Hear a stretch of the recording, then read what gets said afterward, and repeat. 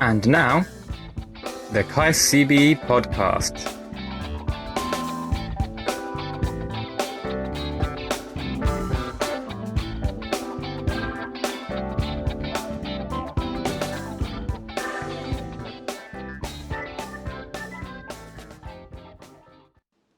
Okay. Hello, everyone. Hey, this is KAIST CBE podcast, and today we invited someone special, very popular Professor Fungi. Oh, Woo! you're talking about me. Yes. Yeah. Oh, how are you doing?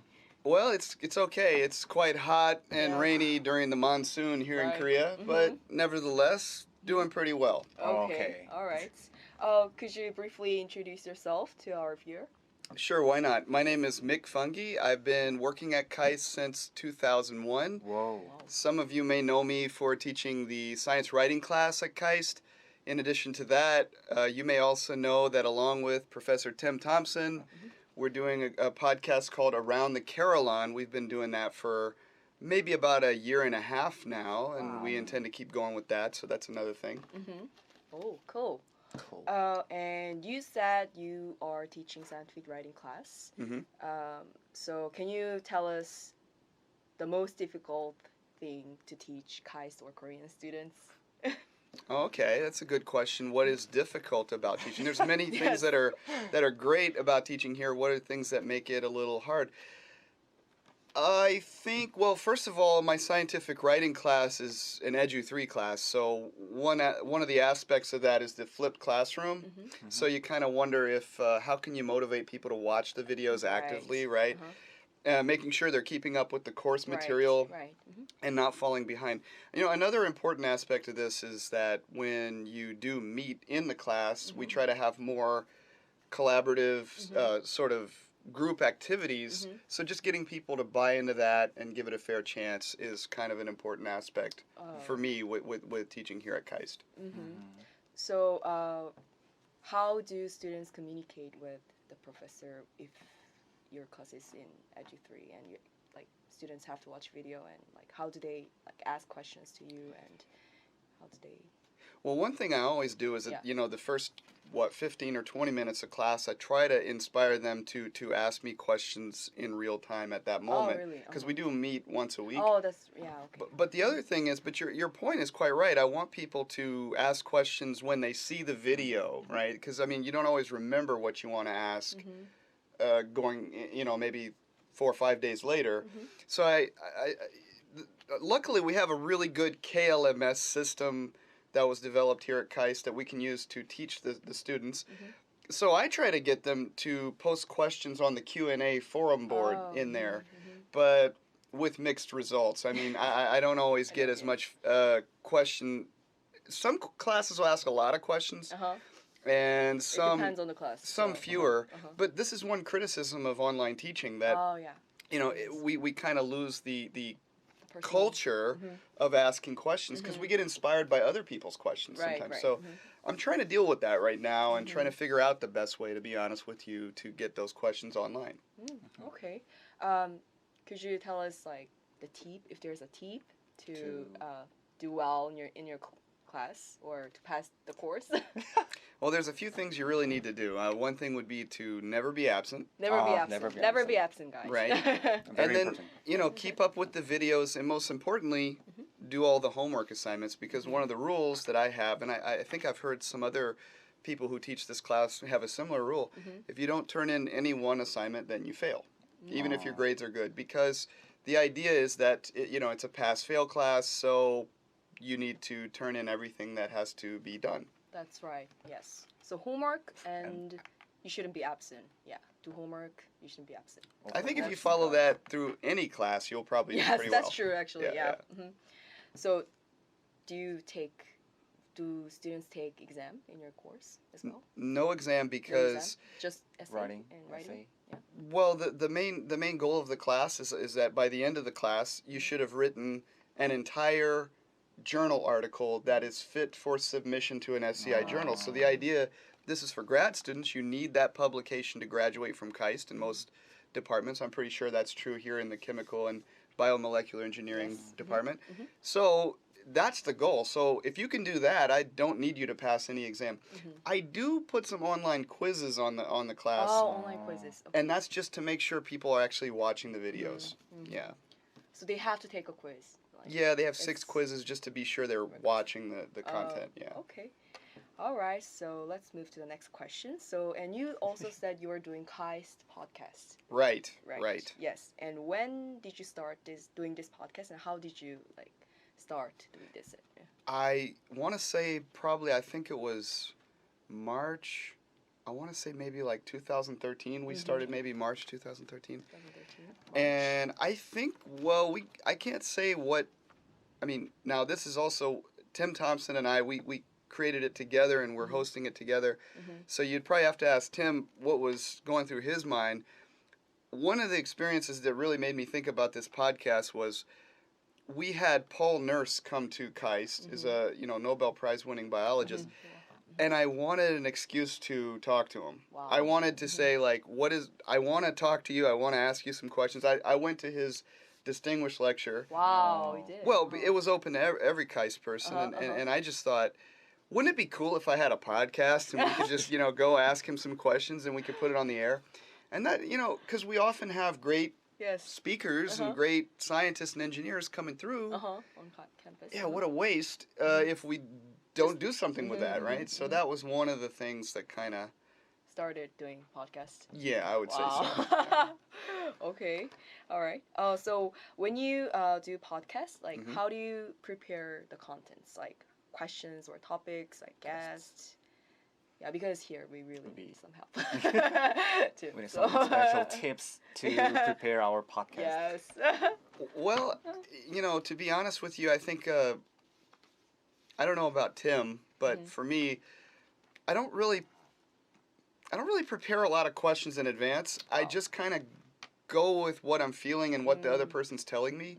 So I try to keep it free flowing, but some people are a little uncomfortable with that. So sometimes I do get a request from somebody that, could you give me a list of questions So that they can prepare in Yeah, advance. and I understand that, and if they ask for that, I do it. But I prefer things to kind of be more of a free-flowing conversation. I feel like that's better. But something I do spend a lot of time planning is what kinds of stories will be interesting to other people, and then how to pair them together. Because a lot of times what we'll do is we'll have like a science breakthrough kind of topic, and then we'll have like a campus life topic, which is a little smaller. Can we pair those up so there's some kind of natural transition so that people feel like there may be some sort of unified theme going on? I try to do that, and Tim is really good about that. So I think that's one thing I could say. Okay, then you did the podcast until 2013. From Since Then you did lots of contents and some topics or many guests. And what was your best topic or guests? That's a good question. Yes. That's a great question. I'm gonna go with wow, man. There's okay. I'm sorry. There's gonna be. It's okay. There's gonna be 3. Okay. Oh, 3. Okay. Yeah, okay, yeah. 3. There's gonna be 3. And I hope I'm not offending anybody that's not on this list. Okay. Let me tell you which ones they were. Okay. Dan Sheckman. Dan Sheckman, Nobel Prize winner. Of course. Yes. Yeah, you can understand. But really, it was great because we got into a conversation about what it takes to be a great scientist. And I thought, this is exactly why I got into podcasting. That's what I want to give to the university. That's what I want to be able to share with my students, and even professors and researchers, even people like my wife, who you will talk to later in the day. Yes, our next guest. Yeah, but that was great. And then I encourage everybody to catch that one. I think it was in season 2. Season And- 2. Yeah. You want to go back and listen to that one. Yes, listen to that one. He told a story about the quasi-crystals and some of the Quasi-crystal. criticisms he received from Linus Pauling, and man, it was a really interesting story. I really enjoyed listening to it. Okay, now let me go to my next one. As a professor of scientific writing, when you think about journals that my students and probably you two want to publish in right now, highest impact journal in the world, Nature. Okay, we got Right, to talk Nature, to yes. the editor-in-chief of Nature, Dr. Philip Campbell, about the future of publishing in high-impact journals. As somebody who works in teaching science writing, I mean, this was like a really, really fun interview for me. That, I mean, yeah, that sounds really interesting. Yeah. highly related. Yeah. And the third one, okay, back in March of this year, this is 2015, I got to go to the Hubo lab as they were getting ready for the DARPA challenge. And that was cool because, I mean, you get to see them preparing, and Hubo's like learning how to drive a car Yes. or walking over rubble. And then to see them go to the DARPA challenge and win the $2 million. I know, Wow. $2 million. Wow, that's a Amazing. huge amount of money. So that's another one that people might want to hear. That was episode 1 of season 3. And it's kind of a cool angle because it's like Hubo preparing for the DARPA challenge that it would win. So kind of a cool interview there. Oh, wow. Okay. So was there any difficult interview then? Or topic to talk about? Yes. There were quite a few difficult ones. I definitely cannot, and I will not name any names, but I think sometimes interviews were difficult for us. Sometimes when either there was a serious language barrier, because unlike you Language guys, barrier, yes. I wouldn't describe Tim and I as highly functionally bilingual. I mean, I think we're not anywhere near good enough to be doing this in Korean. So we have to do it in English. And I think there's some merit to that, by the way. But, you know, I think that adds a new dimension for our university. But some people are really uncomfortable by that language barrier. And some people, this is what's really hard. Some people actually are good in English, good enough, but they're so intimidated by speaking it that I feel fine with what they're saying, but they don't. Yes, I think I know how that feels like.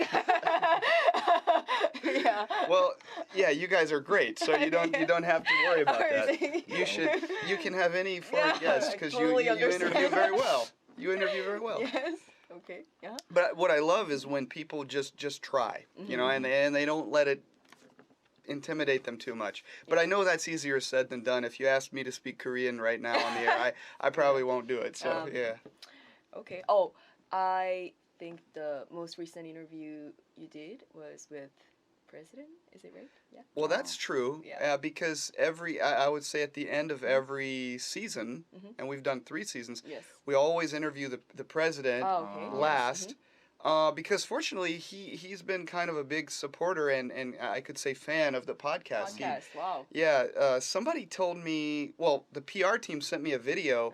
He was at a conference, maybe in Turkey or something. He talked for like 30 seconds about the show, which was, I felt great. And also I heard he asked his staff to provide him the podcast when he was traveling abroad. Yeah, so that was cool, and I really appreciate that kind of support because we started out as a hobby. This was not something that the school asked us to do, and of course, we started out with no support and just simply for fun.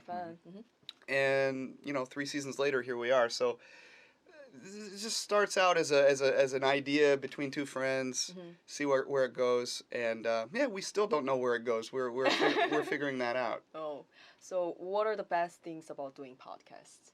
Like, what are the good things about, I'm sure there could be a lot of things. I'm gonna say that it's really, really great when you see people on campus and they tell you that they listened to something and it was good for them, because they learned something. Or one of the things is that when I first came here, which was a very long time ago, there wasn't a lot of information for especially new international students and faculty. So that, not to say we're targeting international people, we really also target Koreans too, but just letting people know like what kind of facilities and events are available, and also just like announcing the great discoveries and breakthroughs that happen in this university almost every day, and so when people tell me that they heard something or they learned something, that's when I feel best. Yeah. That's good. We have last random question. Okay, last one. Mission, kind Okay, of. mission. Do you know acrostic poem? Have you ever heard of acrostic poem? Acrostic poem? Yes. No. So you're supposed to make a sentence. With some word. Yeah, with some words. So say that with KAIST. Oh, okay. Like if we, say K and K, you yeah. have to make a sentence with K and Oh, A. now I and see. You see that? Yeah. Because you are a scientific writing Professor. professor. I mean, it's not related. We really related to that. Yeah, but I thought it'd be fun if we do it. Yeah. So, Okay. You know, Okay. So yeah, Will it can be either KAIST or your your beautiful wife's wife's name. name. Yeah, we're just doing this for fun. Yeah. choose it. You can choose either one. okay. Okay. He's thinking, So what to think? What word is better? let's choose MERS. Mars? MERS. MERS. MERS. Okay, Oh. MERS. MERS. Okay, all right. Okay. So? M. Right. So I'm doing this. Yes. Oh, Yes. Right now. This gets harder. Okay, I know that Yes. Mik starts with M. Mik. Okay. Mik. Mik. E. Eats. Mik eats Okay. R. rice S. sandwich. Oh, wow. Perfect. Amazing. Okay, so that was Professor Frankie. So that was our last random. That was really hard.